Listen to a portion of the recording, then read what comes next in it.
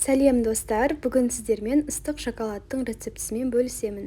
Дәл осы суық күндері сериал қарап ішуге өте керемет кетеді.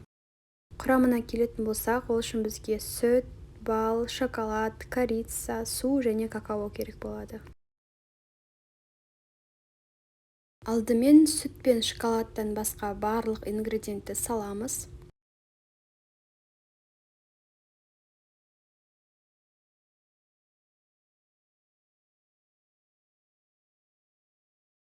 Газдың орташа отында ертіп аламыз. Содан кейін шоколадты салып, араластырып аламыз. Сүтті қосамыз. Шоколад толығымен ергенше араластырамыз. Енді оттан алып, бірден стакандарымызға құямыз. Сонымен біздің ыстық шоколадымыз дайын. Осы рецептпен міндетті түрде жасап көріңіздер. Содан кейін менің инстаграм парақшама тіркелуді ұмытпаңыздар. Мұнда менде көптеген лайфхактар бар, және де түрлі рецепттер мен посттар бар. Мысалға, осындай эскимо және де вупипай тортының оригинал рецептісі деген сияқты көптеген рецепттер.